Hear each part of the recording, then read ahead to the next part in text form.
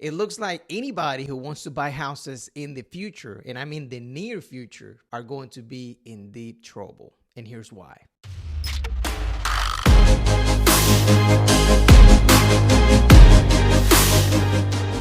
All right, welcome back. If you don't know me, I'm Luis Bruno. I am a realtor down here in Savannah, Georgia.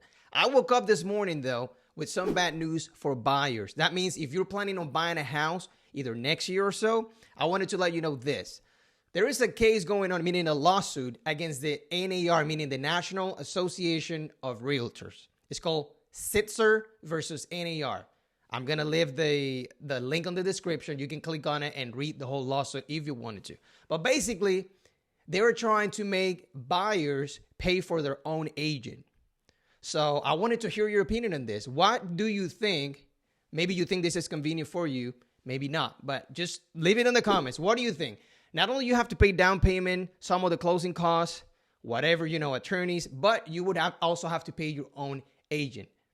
And this is the lawsuit about. So this is what the lawsuit is about. So a bunch of homeowners got mad because apparently it's not fair that they have to pay for their own agent and also would have to pay for the buyer's agent as well. So here's the actual document. It's basically saying that the NAR, the National Association of Realtors, created and implemented anti-competitive rules which require home sellers to pay commission to the broker representing the home buyer. Now, just so you have an idea, this is how it actually works. It says real estate brokers generally receive a compensation via commission calculated as a percentage of a home's sales price. All right. The seller's broker's compensation rate is set forth in a listing agreement, a contract between the home seller and the broker. Okay.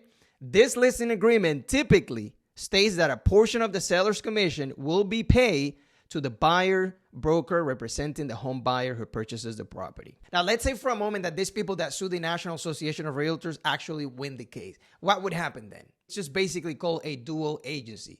That means that the person working with you as a buyer is actually representing the seller. I want to hear your opinion on this. How would you feel as a homeowner knowing that the person that you hire, the person that you're about to give thousands and thousands of dollars, is actually representing both, not only you, but the buyer? So that means that the listing agent have to represent the buyer and the seller, meaning they have to disclose. It's like going to a courthouse and representing both parties. You get what I'm saying? Like, I am a lawyer.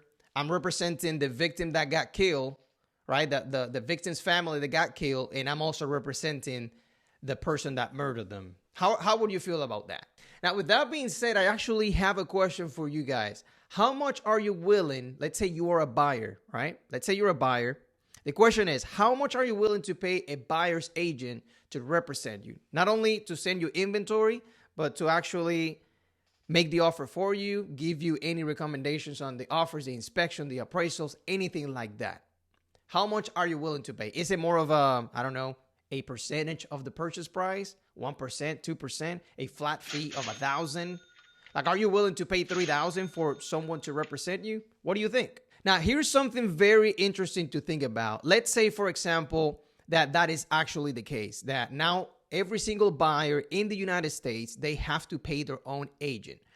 That means that a lot of people who only work with buyers no longer have a job, okay?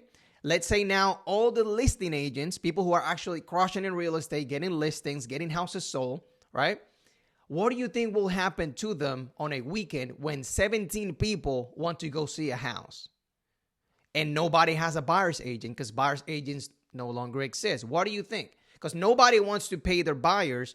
Now I got 15 people on the weekend and I'm representing, let's say, 7 sellers. I have 7 houses on the market, right? 7 houses on the market. And I got about 15 to 16 people who want to take a look at them. How the hell am I going to do that? How?